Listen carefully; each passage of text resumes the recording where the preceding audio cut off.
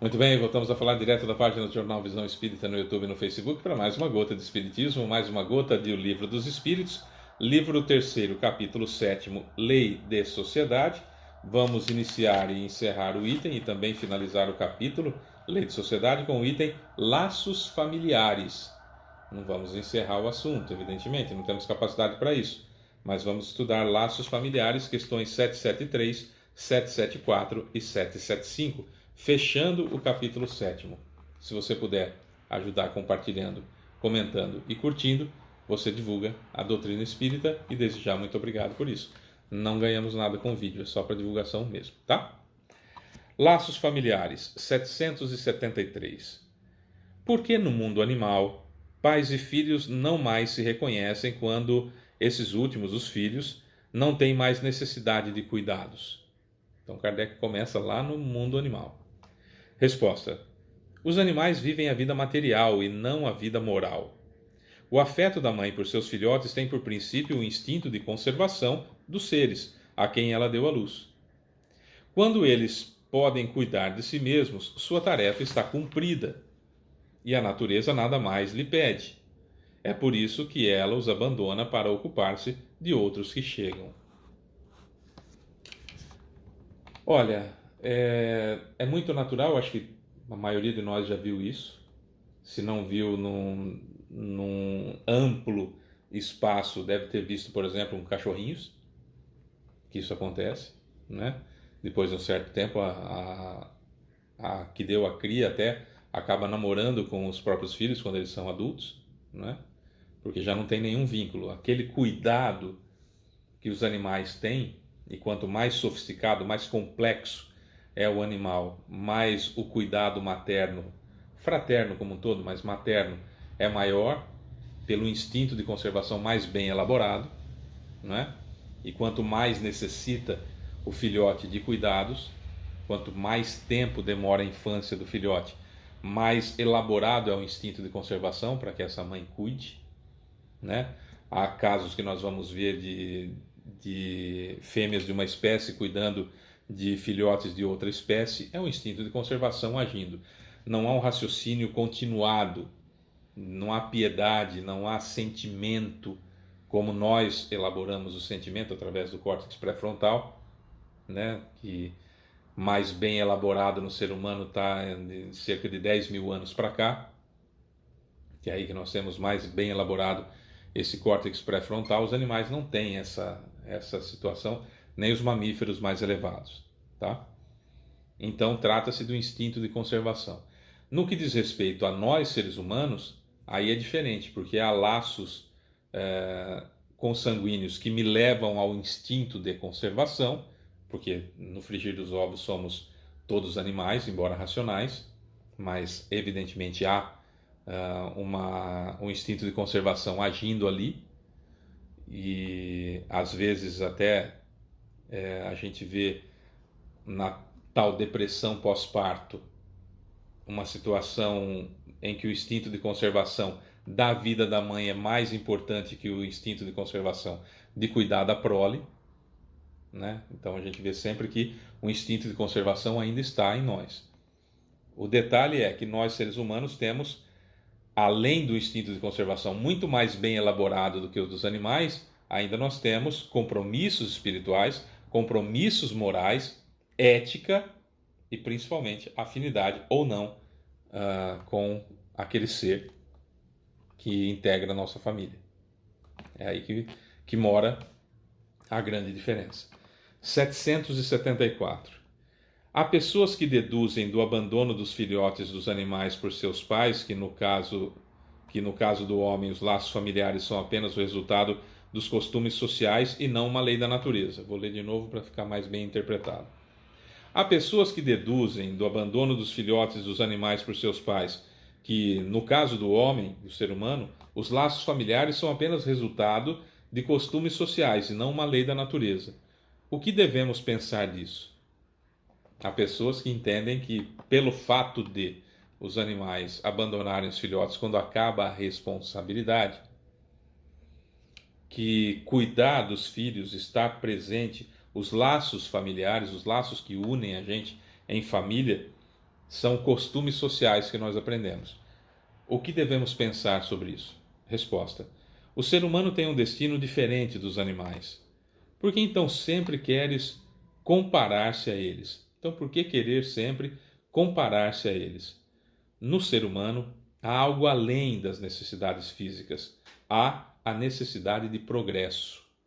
Os laços familiares estreitam os laços sociais. Eis porque os laços de família são uma lei da natureza. São uma lei da natureza.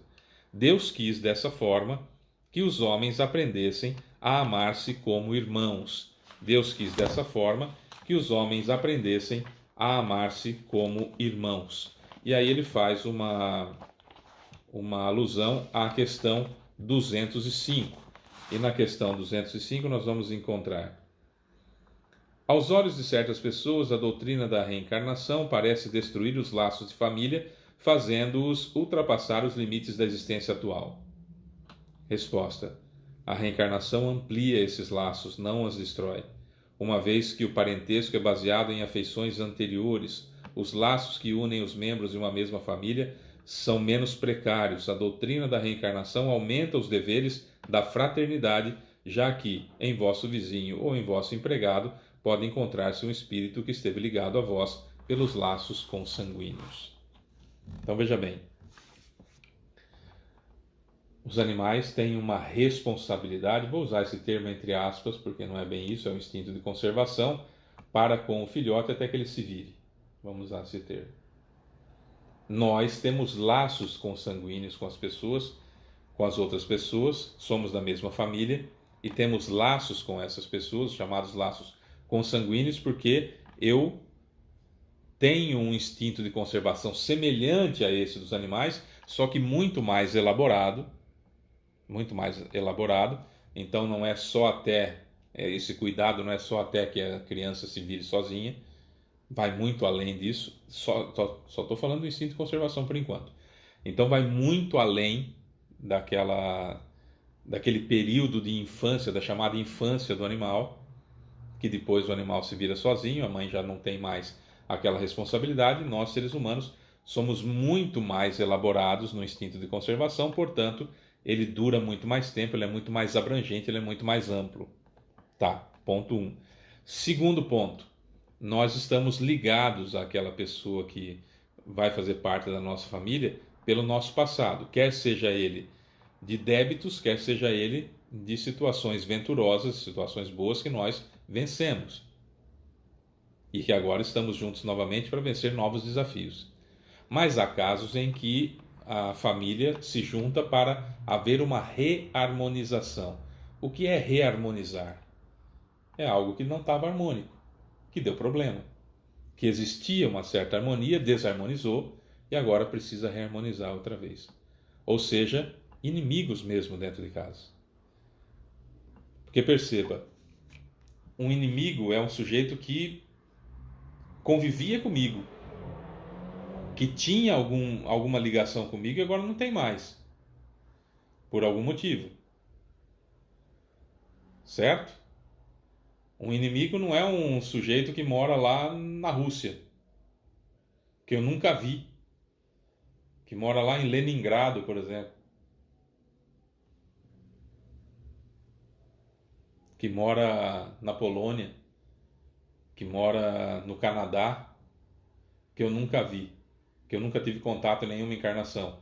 Essa pessoa não pode ser minha inimiga, porque nunca tivemos proximidade para que um não gostasse do outro. A gente só odeia alguém, a gente só é inimigo de alguém ou alguém só é inimigo da gente se convivemos. Por isso que na família, quando há inimigos dentro da família, ou pessoas que não se dão dentro da família, estamos falando de reharmonização.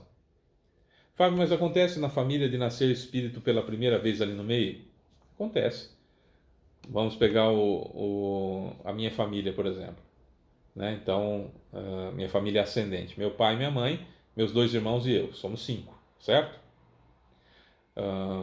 Eu não sei o planejamento encarnatório de ninguém, não sei história pregressa de ninguém. Então, o que eu vou falar aqui é totalmente hipotético, só para dar exemplo, tá? Então, vamos imaginar, por exemplo, que meu pai, minha mãe e meus 2 irmãos se conheciam, tinham afinidade, fizeram o planejamento encarnatório deles para ficarem juntos nessa encarnação, para um apoiar o outro, e num determinado momento chega o mentor espiritual da região que eu vou nascer, e chega lá e fala assim: olha, tem esse espírito aqui, o Fábio, vai ser a primeira vez que ele vai encarnar no Brasil. Um exemplo, tá? Vai ser a primeira vez que ele vai encarnar no Brasil. E eu estava pensando em colocar na família de vocês, o que vocês acham? Não, beleza, deixa ele nascer lá. Nunca tive contato com eles. Vou nascer, vou perceber que meus pais têm mais afinidade com os meus irmãos do que comigo, mas o primeiro impulso que nós temos quando nos aproximamos de alguém que nós não tivemos contato ainda é bom, é sempre bom, é sempre fraterno. E nós vamos viver muito bem, embora percebamos a diferença de afinidade entre os meus pais, os meus irmãos e eu, nesse exemplo que eu estou dando. Poderia ser qualquer outro exemplo, mas estou dando esse exemplo, tá?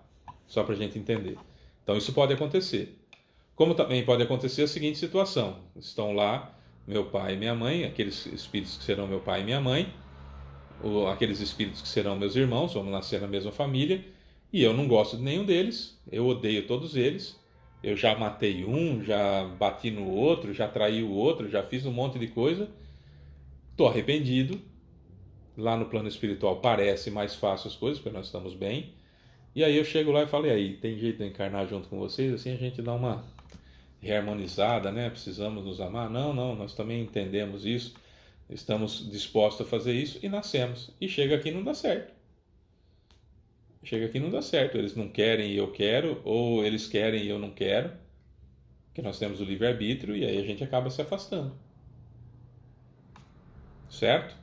Mas a infância aconteceu a reharmonização. Pelo menos não nos matamos. Percebe? Que a natureza não dá saltos, a gente vai evoluindo gradativamente. Então é isso. Os laços familiares, eles são por afinidade ou por necessidade. Certo? Questão 775. Para a sociedade, qual seria o resultado do afrouxamento dos laços de família? Resposta: uma recrudescência do egoísmo. Voltaria para o egoísmo. Para a sociedade, qual seria o resultado do afrouxamento dos laços da família? Uma recrudescência do egoísmo. Então é importante que formemos família. Agora veja bem: existe a família espiritual e existe a família carnal. A minha família carnal ascendente, minha mãe, meu pai, meus 2 irmãos. Essa é a família carnal.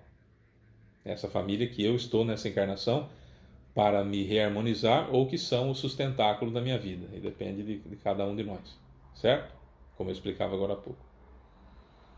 Mas além deles, no plano espiritual, eu tenho muita gente. Você tem muita gente. Cada um de nós tem muita gente que são, assim, família para toda situação. Que são pessoas que dariam a vida pela gente sem pensar, sem pestanejar. E nós por eles. Sem pestanejar, sem pensar. Mas encarnados na mesma cidade, encarnados como primos, como tios, como avós, encarnados como aquele melhor amigo, aquela pessoa que eu confio 10 milhões de vezes mais do que em meu pai e minha mãe. Um exemplo, né?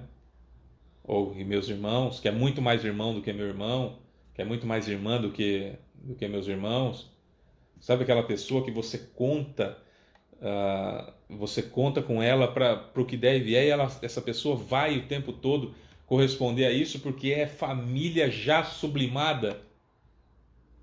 Isso nós temos. E muitos desencarnados e encarnados.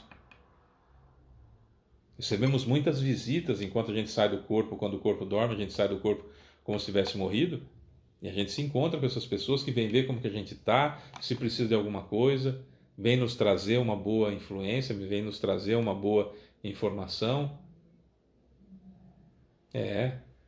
Não estamos desamparados pela nossa família. Até porque na família carnal, na família de encarnados, nós podemos estar em meio a inimigos que não estão assim tão dispostos a fazer o certo em vez do fácil. Porque enquanto estamos no plano espiritual, tudo é muito fácil, tudo é muito bonito, tudo é muito extraordinário, eu te perdoo, vamos fazer o que tem que fazer juntos e tudo mais, tal e coisa e tal. Depois que nasce, nem sempre é assim, né? A partir de amanhã nós vamos ver então a Lei do Progresso, capítulo 8º, e o primeiro item que nós vamos estudar a partir de amanhã é o estado natural. Tem estado natural, marcha do progresso, povos degenerados, civilização, progresso da legislação humana e influência do espiritismo no progresso. Mas isso a partir de amanhã. Eu sou Fábio Pereira, essa é mais uma gota de espiritismo. Beijo pra você que fica. Tchau.